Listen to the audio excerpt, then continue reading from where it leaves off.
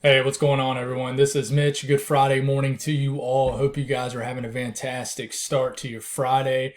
Going to give you an update on what is going on right now as of around 7:05 a.m. Eastern Time and talk about what can unfold for today for your Friday, May the 27th, as we will have a tornado threat, ongoing right now in between now and the next several hours throughout the afternoon, evening hours also. So we're going to break that down, talk about who could see that threat, where, and everything like that, and around the timing we can expect it. Then we're going to break down the entire lower 48 as we always do, but we're always going to focus in on the highest threat level areas first. So if you guys have not subscribed, definitely consider doing that. Like the video if you like it.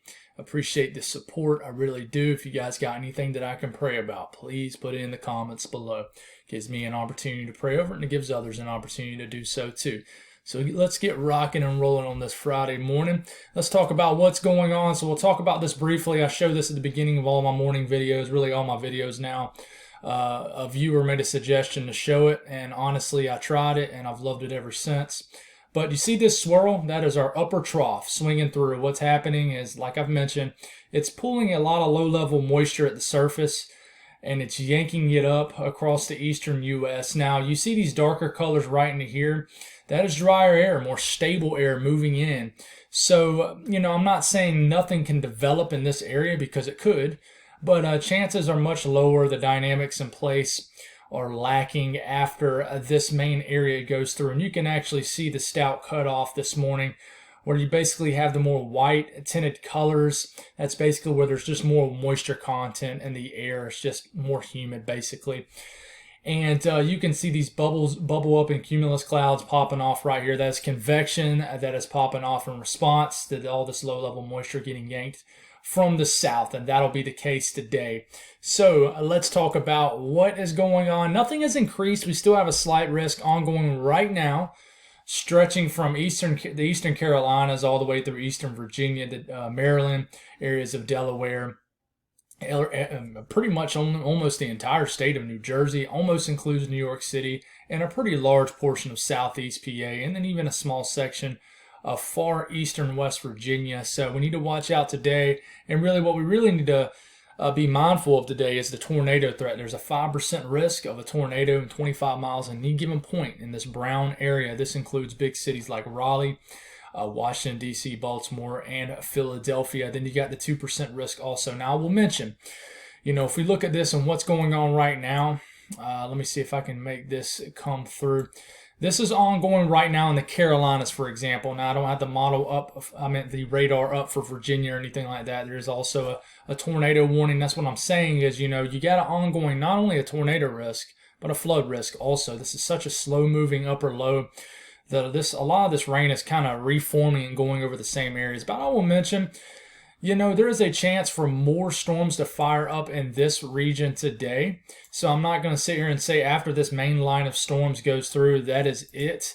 There is still chances for more initiation of storms today, as just the stable air is basically taking a long time to completely move into the area. But I would venture to say areas from maybe Columbia, Charlotte, points west, not completely out the woods yet, but the chances are pretty low this afternoon. Looks like the main piece of energy moved through overnight. But anyways, we'll keep this moving. And right now you got that tornado watch stretching from, the bordering counties of South Carolina and North Carolina down here just southwest of Fayetteville through Raleigh. It does not include Charlotte, but it goes all the way up to Richmond, Washington, D.C., and Baltimore. This is between now and 2 p.m. Eastern Time. So there will likely be another tornado watch probably issued. And it's just a chance of a few tornadoes between this period. Now, look at the population, the potential exposure.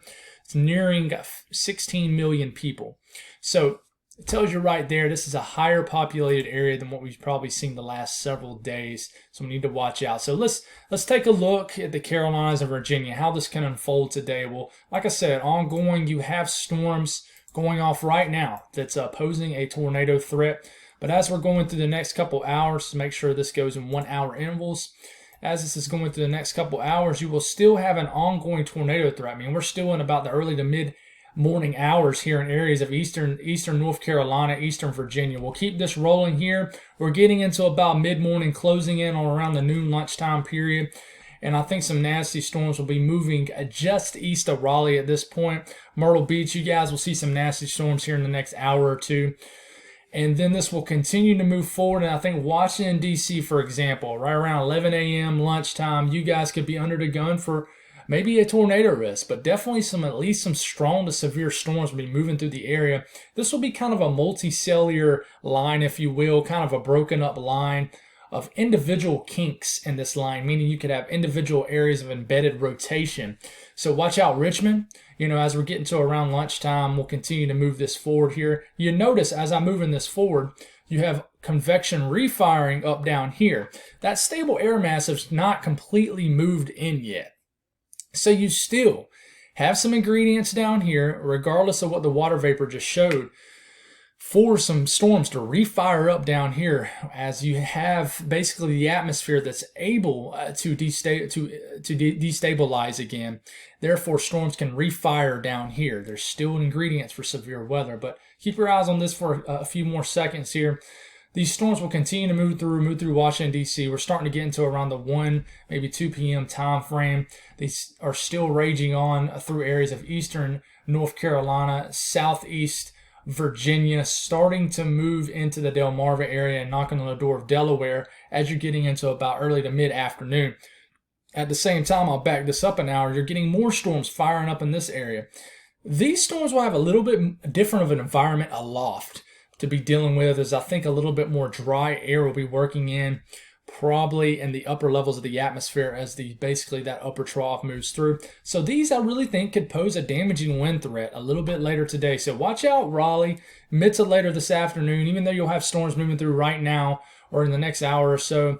You guys could have some more storms to fire up a little bit later this afternoon. That includes you along the coastal regions of South Carolina, Georgia. More storms could fire up a little bit later today. And I wouldn't be surprised to get a couple reports of hail out of this also. Would not surprise me at all, as temperatures and more dry air is moving in aloft. That enhances a hail threat. Large hail, definitely not, but still something to watch out for. We keep this rolling here, and these storms will continue. And there will still be a tornado threat with these storms too, as we're getting into later this afternoon, early this evening, as more storms continue to move through. I mean, there's even still more convection firing up, even as we get into the late evening hours in the Carolinas. So it just tells you that this large-scale upper trough is moving very slow, and it's not something that's just sweeping through, clearing out the atmosphere.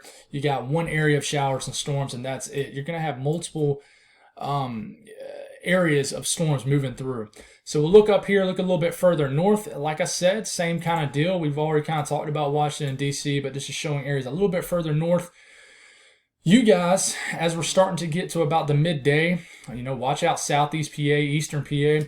These storms start to move through. Like I said, there could be some kinks in this line. The thermodynamics, meaning the higher moisture content at the surface, the higher CAPE levels, probably won't be as stout in this area, if you will, but there's still going to be a damaging wind threat and a low-end tornado threat for this area. But this will be potentially a nasty line of storms moving through just after lunchtime, 1, 2, 3 p.m. for Delaware, southern areas of New Jersey a little bit later this afternoon. And then here we go. You see the storms refire, like I mentioned.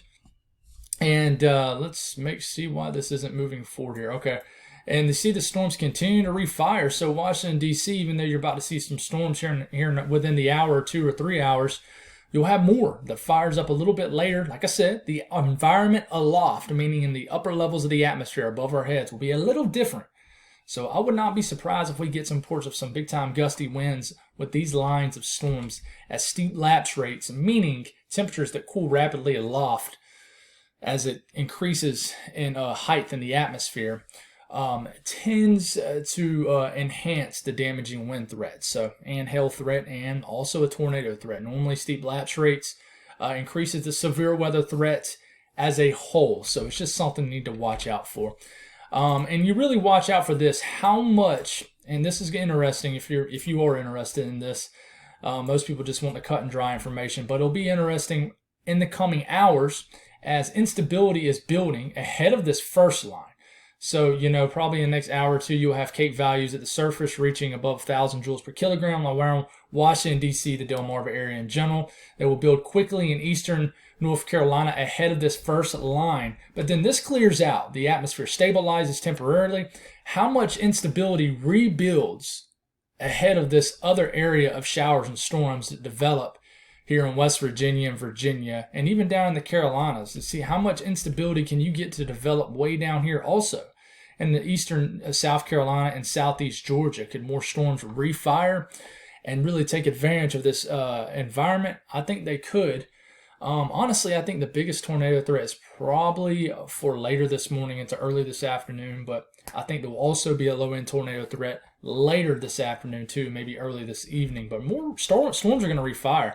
In fact, you see even a little bit more CAPE building from this, I guess you would call it a third round in the Carolinas. So it's something to watch for. You can obviously tell where the cutoff in CAPE is or where the more stable area is. It pretty much tells you that this upper trough really isn't necessarily clearing the East Coast. It's just kind of sweeping down, if you will. Now you look up in the Northeast, a little bit farther north for New York State and areas of northern PA, you guys will have some showers and storms today too, even in the southeast Canada.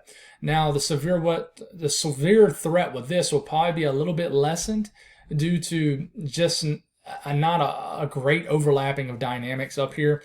But you will have some storms in New York State and even in the interior areas of the Northeast in general, even in the Mid-Atlantic and eastern areas of the Ohio Valley a little bit later this afternoon and evening, but nothing to really worry about. These will be very scattered in nature, pretty much impossible to predict exactly where they're going to be. Down here a little further southeast, for example, in Georgia, this tells you right here, that, hey, these storms could refire down here. Watch out southeast Georgia a little bit later this afternoon. You guys around Savannah could see some more severe weather a little bit later today. And then you guys in Florida could see a little bit of storm development too, but lack of forcing will probably be an issue with any storm development down here. You look at the entire eastern and central U.S. in general, you can tell where the upper trough is. It's cooling the air down the Ohio Valley areas of the Mid-South. It'll feel more like a fall day across this region today with a little bit of cloud cover, maybe some showers. But ahead of this upper trough, temperatures will warm into the 70s, 80s as far north as Maine. So humid air also ahead of that front associated with the trough, upper trough. And then the heat's starting to build in the middle of the country. For the north central U.S., pretty quiet, but there's going to be an area to watch here for some damaging wind threat here in areas of Montana, very far southeast areas of Montana, areas of North Dakota and South Dakota. But, it's not going to be a big deal here today, but there is a damaging wind threat. So please be careful if you're in this region of the country a little bit later this afternoon and evening. Across the western U.S., there could be some scattered showers and storms. Washington State, Oregon, Idaho, Montana. You guys, it seems like I mention y'all states every time I talk about the western U.S., but just some scattered showers and storms for you guys. Nothing big to talk about, but definitely on and off rain due to a trough that's dipping into this area of the country. And you actually can see it a little bit cooler than average temperatures right up here, but where you have this ridge building into this area, well above average temperature, shooting all the way into Canada with maybe your first few 90-degree readings into eastern Wyoming. Heck, maybe even the southeast Montana a little bit later today. 90s widespread in eastern Colorado. Very impressive temperatures warming into this area. So that's all I got, guys. Stay weather aware today. Stay safe. Have a great Friday, and I'll try to get you a video this evening.